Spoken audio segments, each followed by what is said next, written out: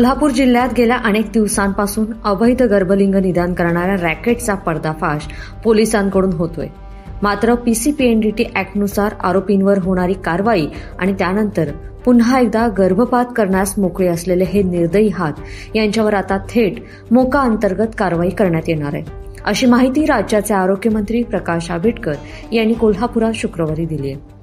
कोल्हापूर शहरातील कदमवाडी रोडवर असणाऱ्या भीमनगर हाऊसिंग सोसायटीत प्रतिमा हॉस्पिटलमध्ये गुरुवारी पोलिसांनी छापा टाकला. यावेळी निवृत्त सिव्हिल सर्जनला हॉस्पिटलमध्येच बेकायदेशीर गर्भपात करत असताना करवीर पोलिसांनी अटक केली. डॉक्टर चंद्रकांत गुंडा गायकवाड असं त्याचं नाव आहे. प्राथमिक चौकशीत या डॉक्टरने तब्बल 250हून अधिक अवैध गर्भपात केल्याची धक्कादायक माहिती दिली. तसेच त्याने बेकायदेशीर गर्भपाताचं मोठं रॅकेट चालवल्याचं तपासात समोर येते. दोन्ही आरोग्यमंत्री असलेल्या जिल्ह्यातच हा प्रकार उघडकीस आल्याने आता खळबळ उडाली आहे. कोल्हापूर जिल्ह्यामध्ये अवैध गर्भपात लिंग तपासणी होत असल्याबाबत प्राथमिक माहिती मिळाल्याने कोल्हापूर जिल्ह्याचे पोलीस अधीक्षक यांनी कोल्हापूर जिल्ह्यातील सर्व प्रभारी अधिकारी यांना अवैध गर्भपात निदान करणारे जे कोणी इसम असेल त्यांच्यावरती कारवाई करण्याच्या सूचना दिलेल्या होत्या. त्या अनुषंगाने 3 स्टार लॉजिंग कळंबा येथे दिनांक 26/7/26 रोजी रेकॉर्डवरील आरोपी स्वप्नील करबा पाटील हा त्याच्या काही साथीदारांसह अवैध गर्भपात तपासणी करीत आहे अशी बातमी मिळाल्याने त्या ठिकाणी करवीर पोलिसांनी छापा घातला होता. त्या ठिकाणावरून 2 एजंट महिला यांना ताब्यात घेतले होते. त्यातील एजंट महिला अश्विनी शिंदे ही स्वप्नील पाटील याच्याकडून ज्या महिलांची तपासणी करायच्यात व ज्या महिलांना त्यामध्ये मुलगी आहे असे निष्पन्न होत होते अशा महिलांना भीमनगर हाऊसिंग सोसायटी कदमवाडी येथे प्रतिमा हॉस्पिटल येथील डॉक्टर चंद्रकांत गायकवाड यांच्याकडे गर्भपात करण्यासाठी पाठवत होत्या.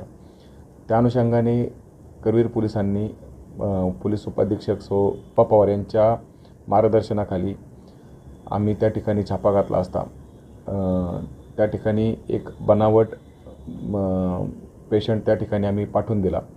त्या ठिकाणी आम्हाला डॉक्टर चंद्रकांत गायकवाड हे त्या सदर महिलेला गर्भपाताच्या गोळ्या दिल्या होत्या व तिचा गर्भपात करण्याची तयारी करत होते. त्याच वेळेस आम्ही पोलिसांनी छापा घातला व गर्भपात करण्याचे सर्व साहित्य, गर्भपात करण्याची आवश्यक असलेली उपकरणे तसेच पोर्टेबल सोनोग्राफी मशीन तेथून आम्ही ताब्यात घेण्यात आलेली. त्यामध्ये आम्ही आरोपी चंद्रकांत गायकवाड प्रतिमा हॉस्पिटलचे जे चालवतात त्यांना आम्ही ताब्यात घेतले. त्यांच्याकडे चौकशी केली असता त्यांनी आत्तापर्यंत 250 ते 300 महिलांचा गर्भपात केल्याचे प्राथमिकरित्या मान्य केलेले आहे. त्या अनुषंगाने करवीर पोलीस ठाणे तपास करीत आहे. डॉक्टर चंद्रकांत गायकवाड हे यापूर्वी शासकीय सेवेमध्ये नोकरीस होते. त्यांनी यापूर्वी रत्नागिरी, सिंधुदुर्ग, रायगड, बीड या ठिकाणी सिव्हिल सर्जन म्हणून नोकरी देखील केलेली आहे. तसेच ते मुंबईतील सेंट जॉर्जेस हॉस्पिटल याचे असिस्टंट सुपरिटेंडंट होते व पुणे येथे सहाय्यक संचालक म्हणून निवृत्त झाले होते.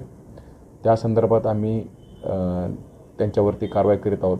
सध्या ते आंतररुग्ण म्हणून रुग्णालयात दाखल आहे. त्यांच्याकडून पोलीस कोठडी घेऊन आम्ही जास्तीत जास्त कोण ह्या गुन्ह्यामध्ये सहभागी आहेत, डॉक्टर असतील किंवा जे कोणी एजंट असेल त्या सर्वांवरती कडक कायदेशीर कारवाई करणार आहोत. बेकायदेशीररित्या गर्भपात करणारा आरोपी डॉक्टर गायकवाड यांनी राज्यात अनेक ठिकाणी वैद्यकीय सेवा बजावली. मात्र कोल्हापूर जिल्ह्यातील अनेक कळ्या गर्भातच खुडण्याचं पापही त्यानं केले. डॉक्टर गायकवाड यांच्याप्रमाणेच अनेक जण बंद दाराआड स्त्री भ्रूण हत्या करत असून त्यांचा शोध घेण्यासाठी आता राज्यात आरोग्य विभागाच्या वतीने स्वतंत्र टास्क फोर्स नियुक्त करण्यात येणार आहे. तसेच आरोग्य विभागातील माजी अधिकाऱ्यांचाच या प्रकरणात सहभाग असणं हे गंभीर असल्यानं अशा प्रकरणातील आरोपींवर आता मोका अंतर्गत कारवाई केली जाईल, अशी माहिती आरोग्यमंत्री प्रकाश आंबेडकर यांनी दिली. काल कोल्हापुरात ज्या पद्धतीनं आपल्या सर्वांनी पेपर बघितला, आपल्या सर्वच वृत्तवाहिन्यांवरती जी बातमी झळकली ही कोल्हापूरकरांच्यासाठी किंवा आम्हा लोकांच्यासाठी सुद्धा खूपच अतिशय धक्कादायक आहे. आमच्याच विभागातला एक माजी अधिकारी जर अशा पद्धतीचं काम करत असेल तर ते खूपच गंभीर आहे. परंतु मी आपल्याला सांगतो की ही सगळी प्रक्रिया अनेक वर्ष अनेक ठिकाणी चालली आणि याच्यावरती जोपर्यंत गंभीरपणाने आम्ही काम करणार नाही तोपर्यंत अशाच पद्धतीचे प्रकार चालतील.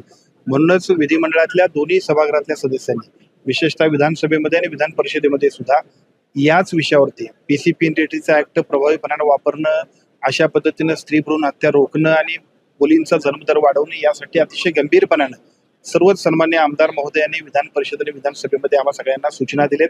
त्या सगळ्यांच्या सूचनांच्या माध्यमातून एका बाजूला मोकाची कारवाई म्हणजे मोका लावणं, दुसऱ्या बाजूला कायद्यातली कलमं कडक करणं आणि त्याचबरोबर स्वतंत्र टास्क फोर्स नेमणं, अशा पद्धतीचे 3 निर्णय आपण घेतलेत. आपण बघितलं असाल तर कालची घटना ही कालची नाही. आम्ही सगळ्यांनी सातत्याने ज्या सूचना देतो त्या सूचनेतला पहिला टप्पा आहे. अजूनही बरीच नावं आहेत की जी सगळ्या नावांपर्यंत आम्ही पोहोचणार आहोत. अजूनही बरेचसे लोक आहेत की जे सगळे आमच्या रडारावरती आहेत. त्या सगळ्यांना सुद्धा या माध्यमातून कारवाईला सामोरं जावं लागेल आणि केवळ कारवाईला सामोरं नाही तर भविष्य काळामध्ये अशा पद्धतीचे प्रकार होऊ नयेत यासाठी ज्या ज्या उपाययोजना करायला पाहिजेत त्या संपूर्ण सांगतो की आपण एका बाजूला या सगळ्यासाठी अजून चांगल्या पद्धतीनं आम्ही याच्यासाठी खूप चांगल्या पद्धतीनं आपण ऑनलाईन आम्ही सगळ्या लोकांच्यासाठी या सगळ्या माहिती देणाऱ्यांसाठी ज्याला खबरे म्हणतोय आपण त्या खबऱ्यांसाठी सुद्धा 1 लाख रुपयाचं बक्षीस दिलेलं आहे. अशा पद्धतीने कुठेही घटना घडत असेल तर फक्त आमच्या कॉल सेंटरला फोन केला तर त्याच्या माध्यमातून आमचे सगळे लोक त्याच्यावरती ऍक्शन्स घेतील. कायद्यामध्ये सुद्धा जी काय शिथिलता आहे ती अधिक कडक करतोय आणि माझी आपल्याला विनंती आहे, तारांच्या जिल्ह्यातले आपण असल्यामुळं आपली ही जबाबदारी आहे. पण मी आपल्याला सांगतो जर ह्या कायद्याच्या टास्क फोर्सवर आम्ही काम करायला गेलो तर अजूनही खूप गंभीरपणाने कारवाई आम्हाला करायची आहेत. आपल्याला लक्षात येईल की कदाचित कोल्हापूरच या संपूर्ण कामकाजामध्ये गतिमान पद्धतीने संपूर्ण राज्याला एक चांगल्या पद्धतीने मार्गदर्शन देऊ शकेल. ही घटना एक नाही, अनेक ठिकाणी अशा पद्धतीने आपल्या निदर्शनाचं आलं नाही तर आपण काय करणार.